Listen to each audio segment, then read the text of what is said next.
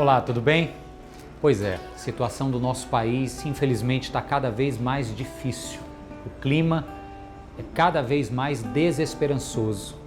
É como se cada político, cada governante, cada pessoa envolvida num escândalo desse tivesse assim o firme propósito de encontrar o seu próprio jeito de se dar bem. Rios de dinheiro correndo para o bolso dessa turma e faltando sobre a mesa dos pobres e necessitados. A situação é vergonhosa. O dinheiro estrangeiro que poderia trazer algum tipo de aquecimento à economia está cada vez mais difícil e amigos meus, irmãos da igreja, empresários, empresárias, cada vez mais preocupados com o seu futuro. Houve uma época na história de Israel em que cada um vivia de acordo com o que achava ser certo. Eu estou mencionando uma repetição que o livro dos Juízes traz quase que num estilo de refrão.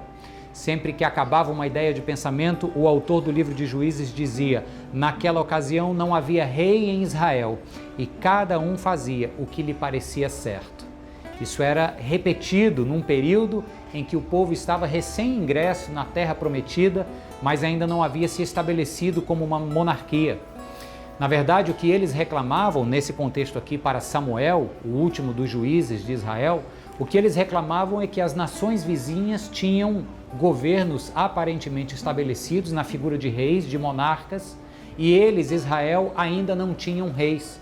Eles chegam a pedir para Samuel que constitua sobre eles um rei.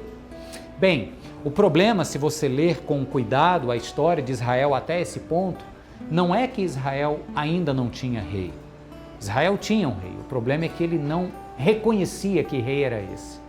O rei em questão era o Criador dos céus e da terra, o Deus Jeová, o Deus que havia escolhido Israel, libertado ele do Egito e feito este povo peregrinar pelo deserto e conquistar a terra que lhe havia sido prometida. Deus era o rei do povo. Mas nesse momento o povo olha ao redor e quer um rei como o rei das nações. E enquanto este rei não vinha, cada um se entregava às suas próprias paixões e fazia o que achava ser certo.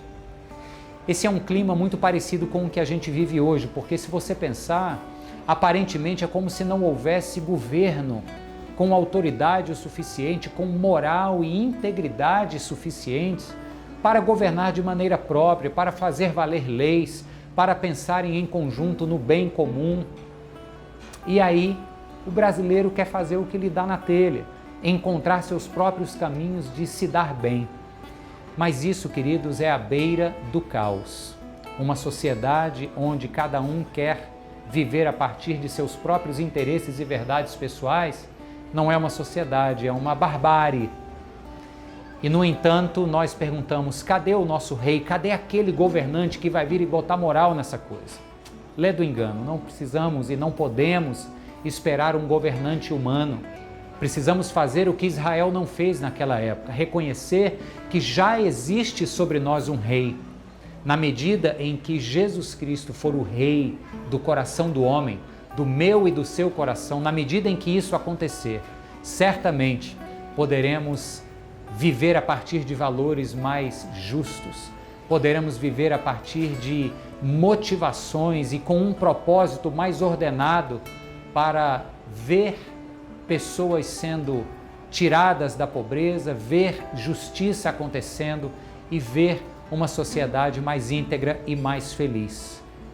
Este episódio hoje é um apelo para que eu e você possamos voltar a viver debaixo do reinado de Jesus Cristo, o único e suficiente Rei que bota ordem em nossas vidas e em nossa sociedade. Que Deus tenha misericórdia de nós e do nosso país e volte a reinar sobre nossas vidas. Um forte abraço e um bom dia para você.